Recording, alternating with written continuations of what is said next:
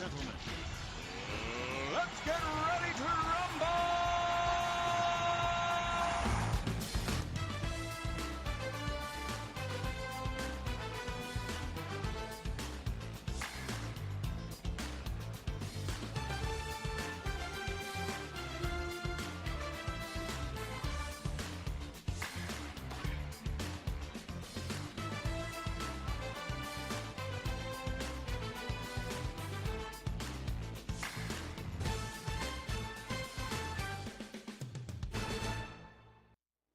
Hello and welcome to this week's edition of Political Smackdown, and happy Turkey Day to everyone. We're recording this week's show on the day before Thanksgiving, so by the time you see this, Betsy, we'll be well into the Christmas season.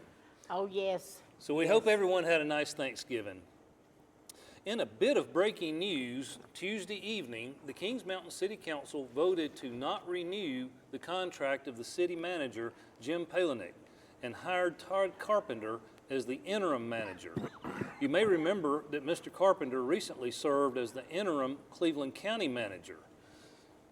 This is all late breaking news late last night. Does anybody have any comments? Well, I don't think anybody's surprised, Wes. This gentleman had done everything but emulate himself and as a city manager. So that's no big surprise. Well, I think we've pretty much known this was coming since late summer at least, and there's a lot of controversy over a lot of the things he's done. Some of the things he posted on Facebook were just not something a city manager who's supposed to stay out of the politics of the county should do, and that was maybe something that kind of spurred some of those council members. But I did watch it, Andy, this morning, not the whole meeting. It was about an hour and 6 or 7 minute meeting, but I had their agenda there, and it was actually on the agenda, so it was no surprise. It was on the written agenda that was published prior to the meeting as required. But they went into closed session, they came back out, and it was pretty simple. They had three options: renew, amend, or not renew the city manager's contract. He had a 2-year contract when he came to Kings Mountain. And Jimmy West, one of the council members, made a motion to not renew. It was seconded by Sheriff Miller. There was really no discussion, and they voted unanimously. You did have one city council member absent, which was Jay Rhodes, and I don't know if it's related to that or anything else, but he was not there last night. And then they hired Todd Carpenter, who is, by the way, a graduate of Shelby High School. Interesting. Did you ever think you'd see even an interim city manager in Kings Mountain, a graduate of Shelby High School? Somebody didn't do their due diligence, I don't think. Well, I will tell you this. Jimmy West worked for City of Gastonia in the police department some of the time while Todd was rising through the ranks of management to become deputy city manager. So at least one of them, I'm sure, knew him, although I've not talked to Mr. West about it. But I wish Palahniuk well, and I wish Todd well on his temporary adventure, and I wish the city well. And I think we'll all join you in those wishes, Mike. Well, last week we briefly discussed a provision in Senate Bill 382. I'd like to dive into this bill a little bit more. The short title of the bill is Disaster Relief 3, Budget, Various Law Changes. Andy, you know how those titles can be. They can be confusing. Like the title, this bill is quite encompassing. Yesterday, Tuesday, as we record on Wednesday, the governor vetoed the bill. Betsy, I anticipate that an override is likely in December, so let's break this down a little bit. There's a lot in it. Obviously, we can't cover all of it. Give us your thoughts on some highlights on this bill, yay or nay? Well, I just must say, shame, shame, shame. I mean, Tim Moore and Phil Berger could have ended it this year without being so, well, I'm going to get my marbles and I'm going to go home because we didn't win everything on the state ballot. The bill itself was a dentist bill that had cleared both houses. So what did they do? They needed the bill that they wanted to bring up more money for vouchers, more money for relief. And therefore, they just gutted the dentist bill. I don't know what happened to those poor dentists that were hoping they'd get that bill through, because it's certainly not going anywhere. But anyway, the main thing, they didn't, the governor was asking for $3 billion for relief for Hurricane Helena in the western part of the state. They approved $900 million earlier and an additional $252 million, but it can't all be spent until the General Assembly meets again.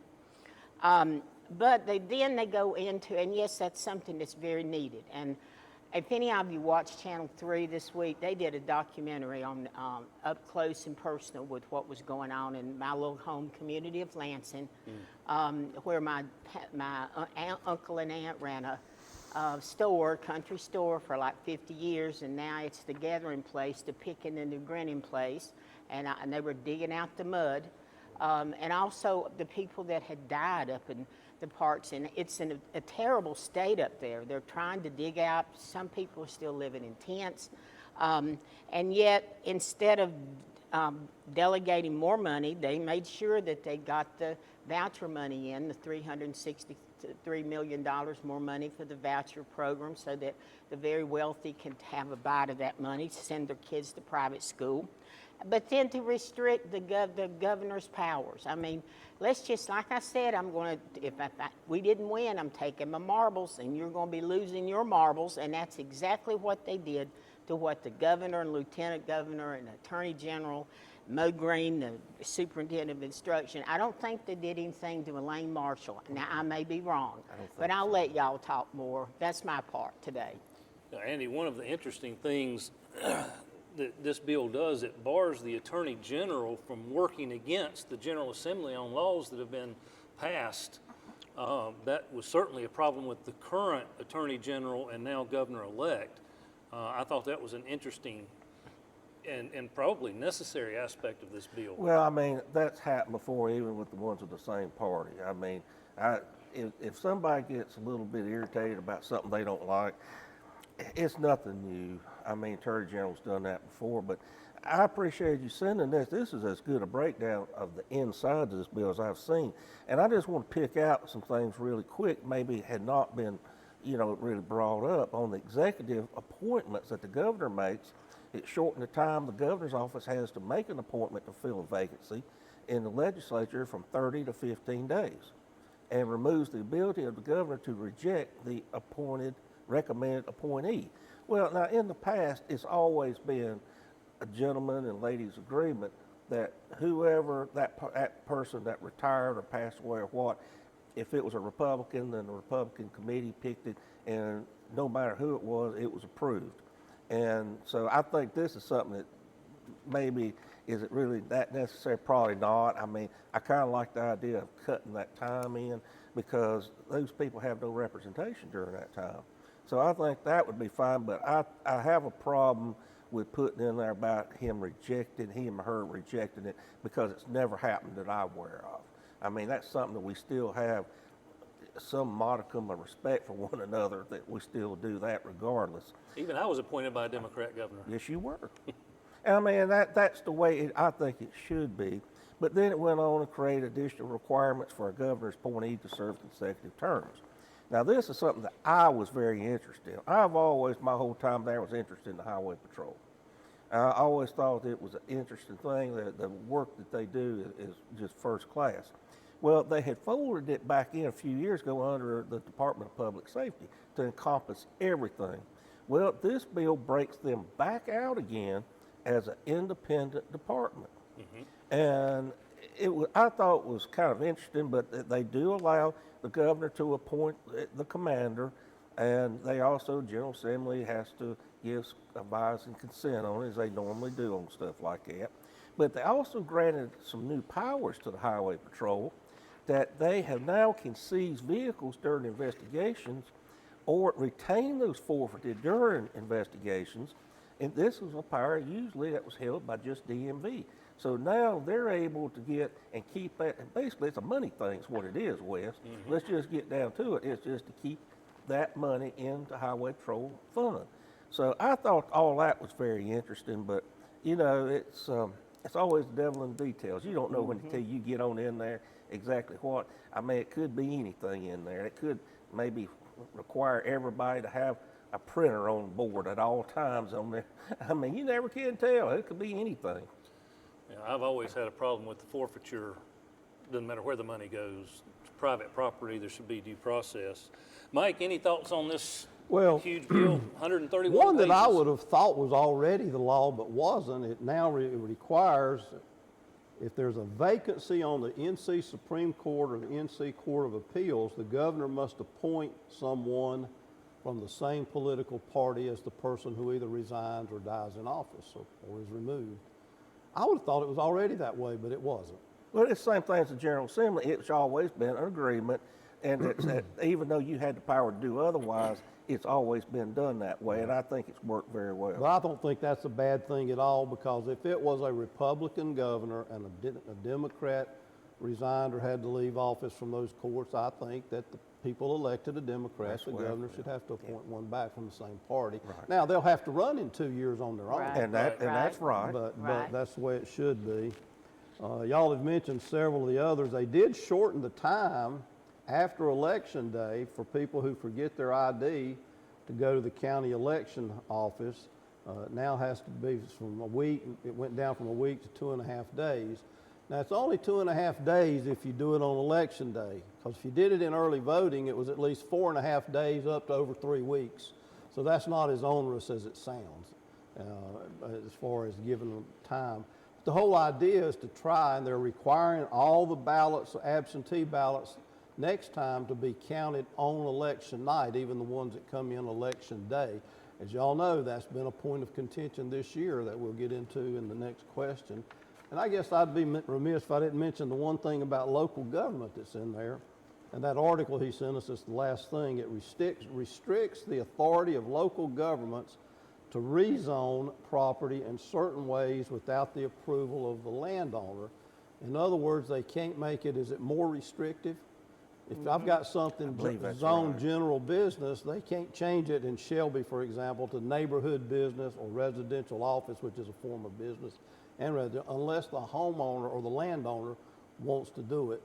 And that's, I guess, there's probably a county or two or a city or 10 that have done something like this that has caught the eye of key people in the North Carolina No, what legislature. happened is one of the members wanted to do something, and one of their neighbors or friends didn't get to do it and said, I want you to show me you got some clout. Take care of this for me. There it is. I hate to take the stayed on his or mystery her away from it, back. but that's where a lot of this legislation comes from. Yes. A small blow for property rights Yep, on that there one you go. anyway. Real quick, veto override or not? If they get all the Republicans and all of the Democrats and all of the in the House and the Senate there, they will override. They had 3 Republicans in the House vote against it, but they had 3 Democrats vote for the bill if they can withstand Cooper's pressure. I predict they'll come back with even more in a separate bill for North Carolina Western relief for the hurricane in order to get the 3 Republicans that voted no to vote yes. And they were all from the western They part of were the all state. from western North Betsy, Carolina. override or no? Mike, you took the words right out of my mouth, because it all depends on how much money they come back with for the Helene disaster. And I think that I hope that they do not override his veto. So we'll see, though. Andy, override? I think they will, but I still say it's about the Benjamins, and it's about how much they will buy those 3 Republicans off. And that won't be an issue, and they might even throw a little bit in for a Democrat or 2 along. But yeah, that's always the way it comes out, and it's the process. Well, and I don't think anybody will begrudge providing appropriate money for No, Western North Carolina right now. No. Well, we're going to take a quick break and come back and have a little bit more discussion.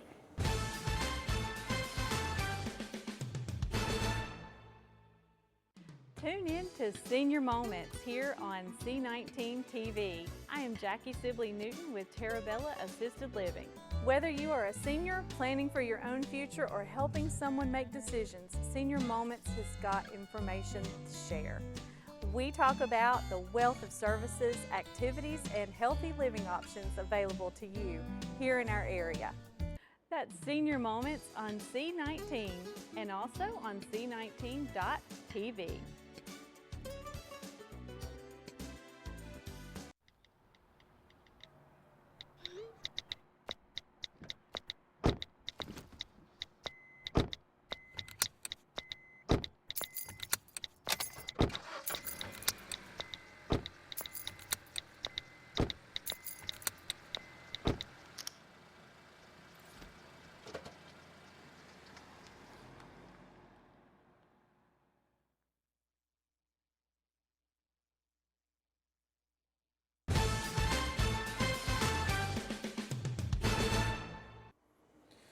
Well, we're now over 3 weeks after Election Day and still have questions about who won.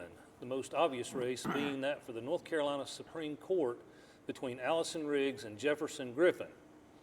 With more than 5.5 million votes cast, Griffin led by 9,851 votes on election night. Monday, he trailed by 722 votes, a 10,573 vote reversal.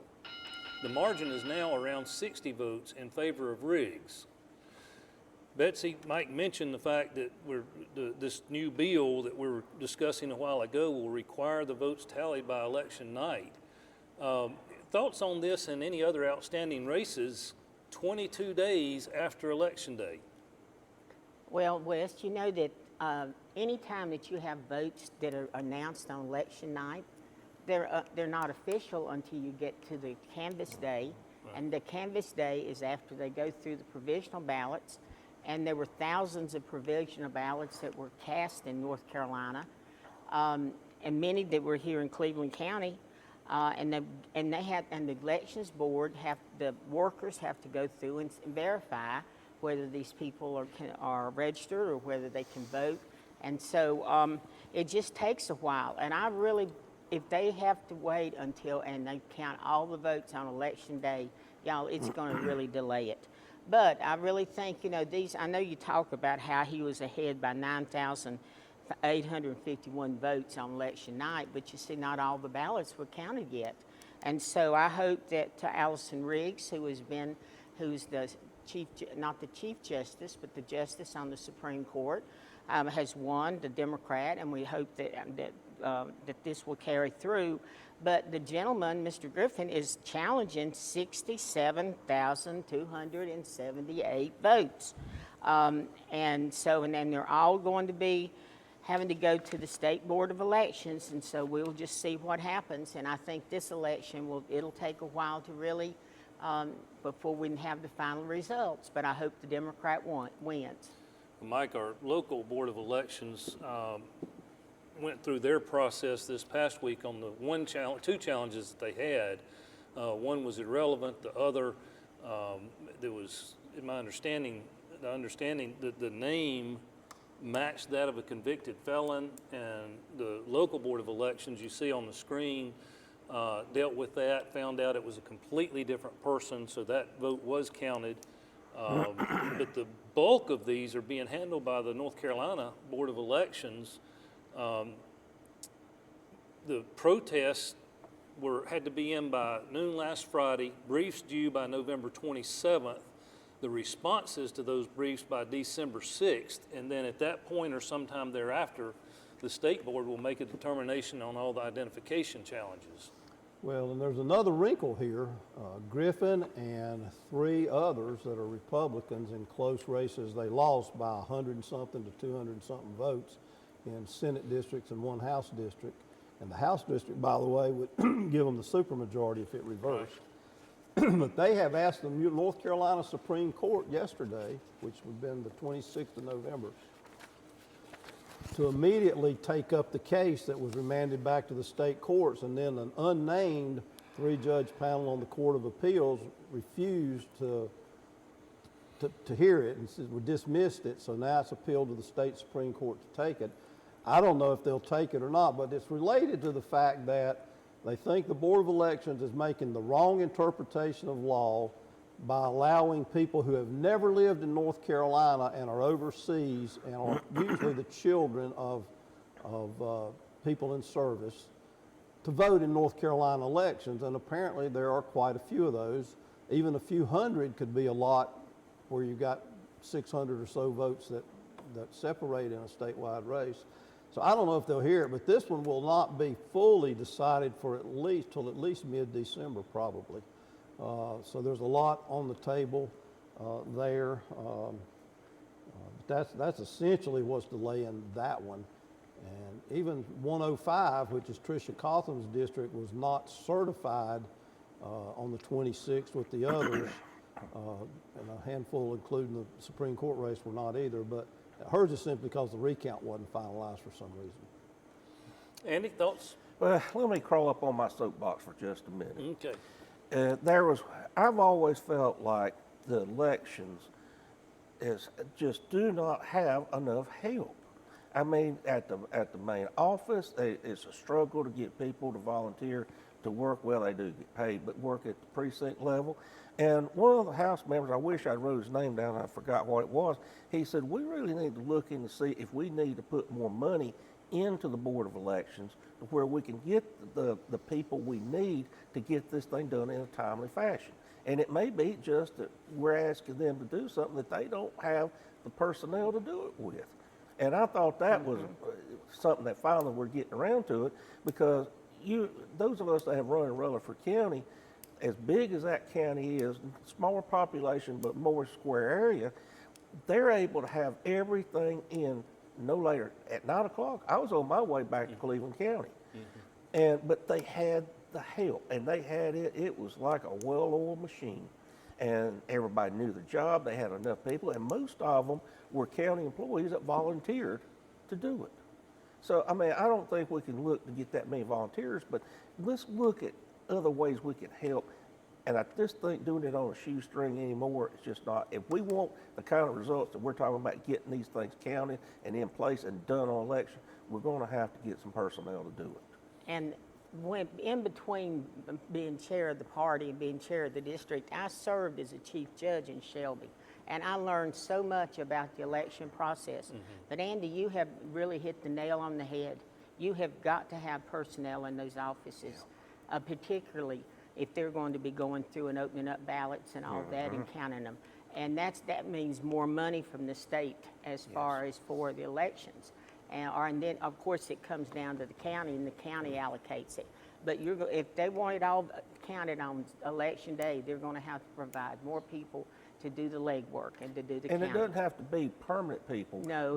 But just to get some people that you can draw on. That's true. Well, let me ask you, we're going to have this wrinkle I don't recall seeing. You guys may know if it's happened. Under North Carolina law, if the State Elections Board cannot resolve a protest, we have 307 of them,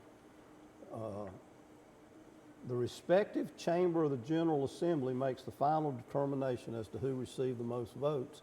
And if they can't come to a conclusion, they have to call a new election. Have we ever had that happen? Not that I'm aware of. No, That's not in in the that. law, Well, but it had never happened. And I doubt it'll happen this time, although it could in the Supreme. Well, don't say no, it. this is Oh, don't- legislative. This Don't is say it too legislative. loud. This is not Supreme Court, this is legislative. You know, it will be interesting.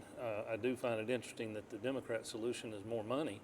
Is that a surprise? and more people, and more people. Now I said temporary, but you know that More to be a people. fact too, Wes. I honestly don't know the budget. I do, and I think you will all agree with me. Our Board of Elections locally has done a good job.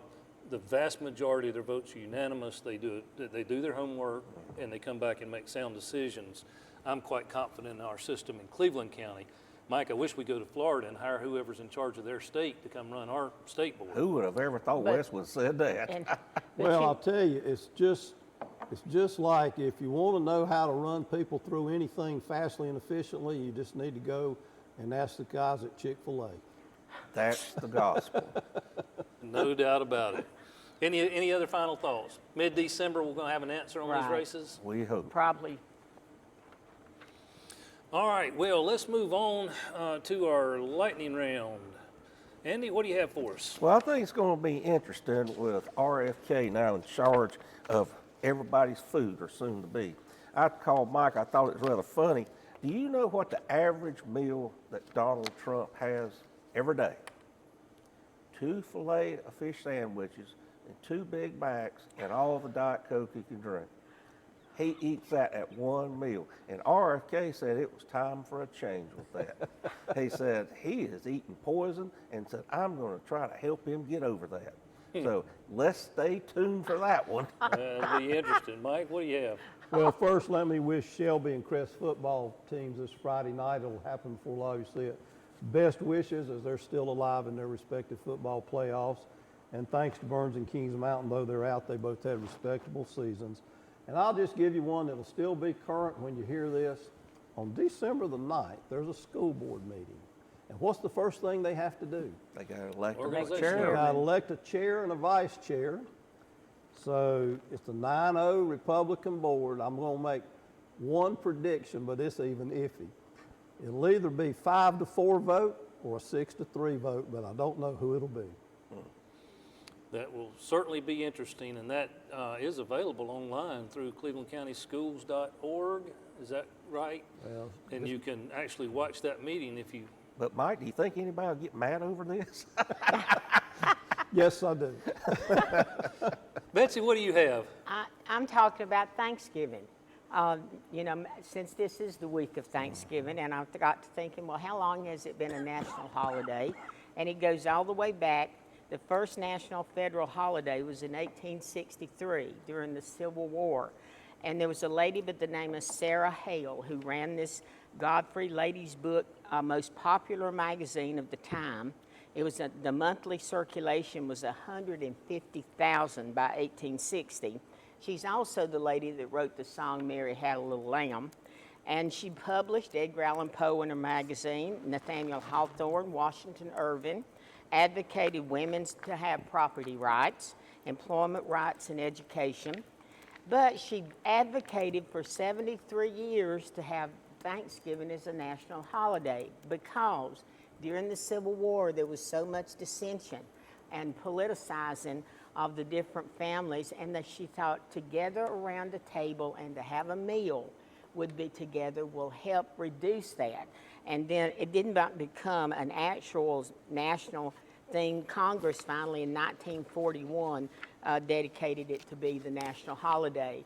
But you know, it goes all the way back to the Civil War of wanting people to come together and get over the politics, and by breaking bread together, as they say. And Betsy, it's still going on. We've had people this year saying they're not going to Thanksgiving with their relatives because they voted for Trump. I know, I've heard that.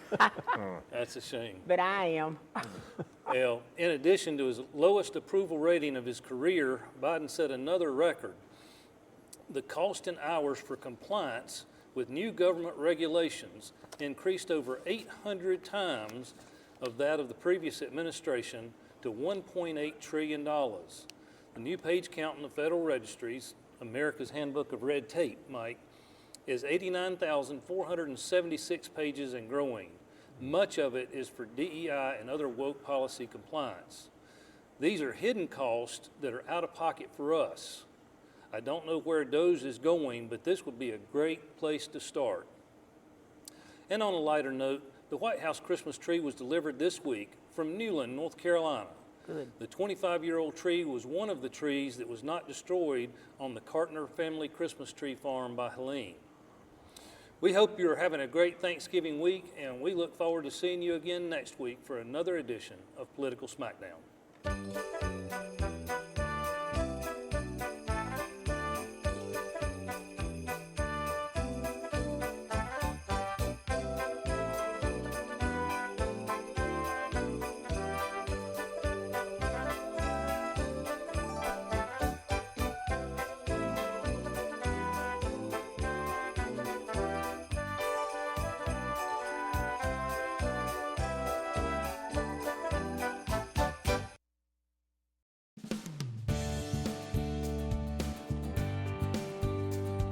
Hello, I'm Jason Hurst, and I have the great honor and privilege of serving as president of Cleveland Community College. And I want to thank you for watching C19 TV, Cleveland County's hometown channel.